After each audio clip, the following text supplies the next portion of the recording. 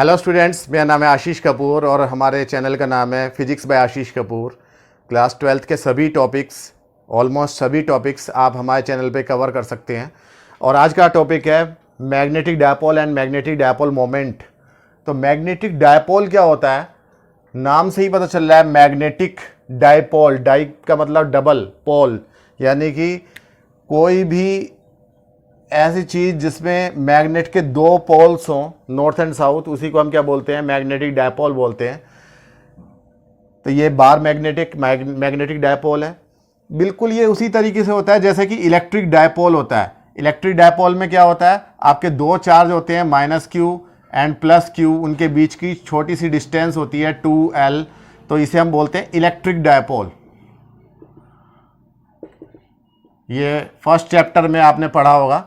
इसी तरीके से यहाँ नॉर्थ पोल का अपना एक मैग्नेटिक स्ट्रेंथ होती है और उस मैग्नेटिक स्ट्रेंथ को हम स्मॉल m से डिनोट कर सकते हैं। मैग्नेटिक स्ट्रेंथ का मतलब इसकी मैग्नेट की जो स्ट्रेंथ है, कितनी इसमें मैग्नेटिक फील्ड जनरेट करने की क्षमता है, उसे हम मैग्नेटिक स्ट्रेंथ बोलते हैं। तो ये स्मॉल m होती है और -m होती है साउथ पोल के लिए, हम मान सकते हैं। और इनके बीच की डिस्टेंस को कितना लेते हैं, 2l। तो ये एक तरीके से क्या हो गया, मैग्नेटिक डायपोल हो गया, बिल्कुल उसी की तरह।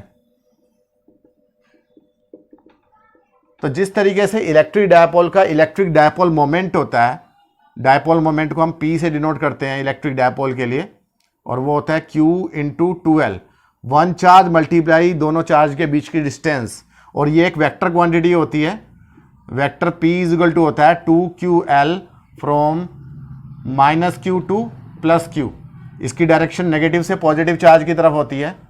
और यूनिट क्या होती है इसकी, चार्ज की यूनिट कूलम्ब और लेंथ की यूनिट मीटर। तो ये सब हम पहले पढ़ चुके हैं।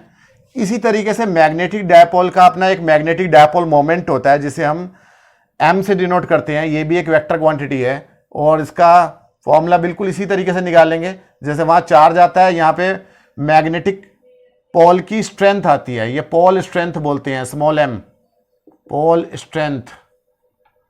तो pole strength small m multiply दोनों पोल्स के बीच की डिस्टेंस यानी 2l, तो यानी 2ml। और ये भी क्या है, इसकी डायरेक्शन साउथ से नॉर्थ की तरफ, वेक्टर क्वांटिटी है। Vector m = 2ml from S to N। अब इसकी यूनिट क्या होगी, यूनिट निकालने के लिए हम एक दूसरे तरीके से देखते हैं।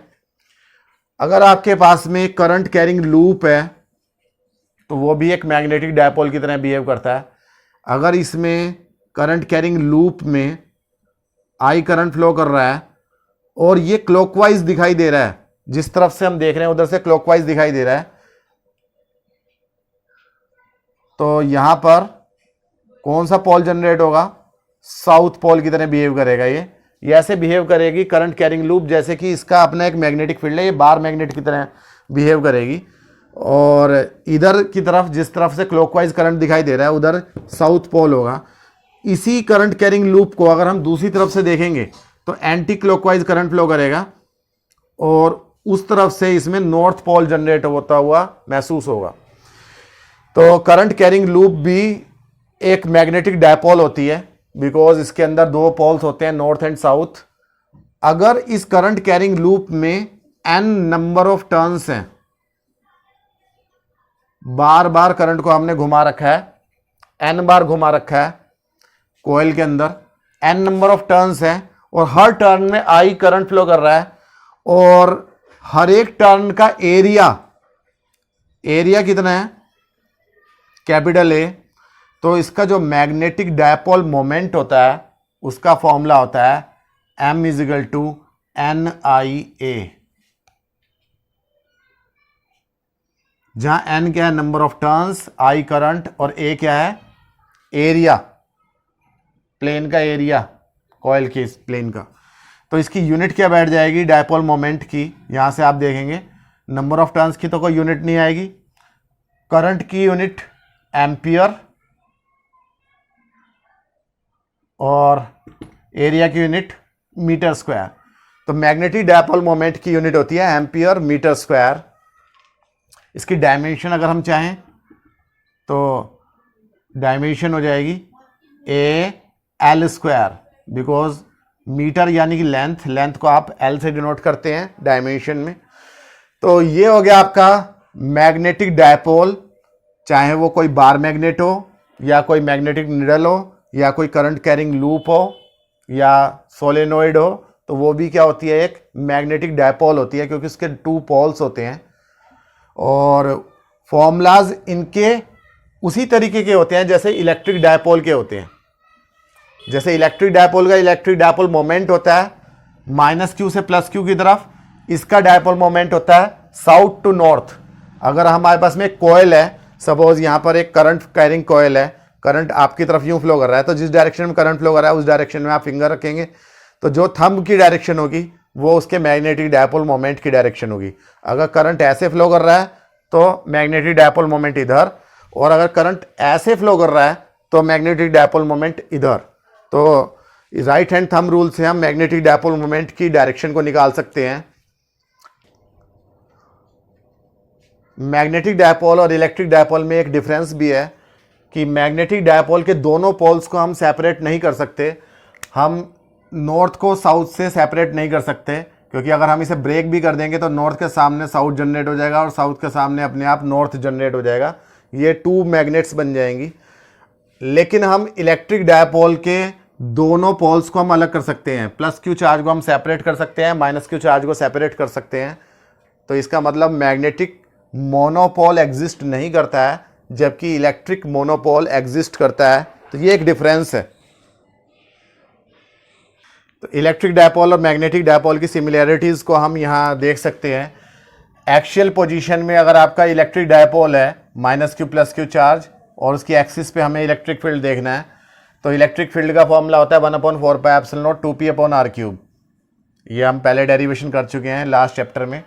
तो इसी तरीके से कोई टाइनी बार मैग्नेट है यानी कि मैग्नेटिक डायपोल है, तो उसकी एक्सियल पोजीशन में मान लिया इस पॉइंट पर हमें मैग्नेटिक फील्ड निकालना है, तो उसका फॉर्मूला हो जाएगा 1/4πε0 की जगह पे आ जाएगा कांस्टेंट μ0/4π, क्योंकि मैग्नेटिक फील्ड में यही फॉर्मूला लगता है, और मैग्नेटिक डायपोल मोमेंट आ जाएगा इलेक्ट्रिक डायपोल मोमेंट की जगह पे, p की जगह m आ जाएगा, और बाकी वैसे ही रहेगा फॉर्मूला। इसी तरीके से अगर हमारे पास में कोई डायपोल है और उसके हमें इक्वेटोरियल पोजीशन में देखना है, तो मान लिया इस पॉइंट पे हमें इलेक्ट्रिक फील्ड देखना है 1/4πε0 p/r³। यहाँ p क्या है, इलेक्ट्रिक डायपोल मोमेंट, तो p की जगह पे क्या आ जाएगा m/r³। m क्या है, मैग्नेटिक डायपोल मोमेंट, 1/4πε0 की जगह μ0/4π।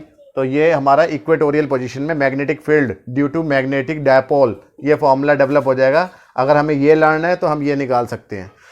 हम टॉर्क निकालेंगे इलेक्ट्रिक फील्ड में इलेक्ट्रिक डायपोल पे, तो टॉर्क का फॉर्मूला होता है, अगर ये थीटा एंगल बनाते हुए रखा हुआ है तो आपको पता है कि +q चार्ज पे फोर्स इधर लगेगा, -q चार्ज पे फोर्स इधर लगेगा, तो ये इसे रोटेट कर देगा, इस डायपोल को रोटेट कर देगा इलेक्ट्रिक फील्ड। टॉर्क का फॉर्मूला होता है τ = p×e, जहाँ p क्या है, इलेक्ट्रिक डायपोल मोमेंट।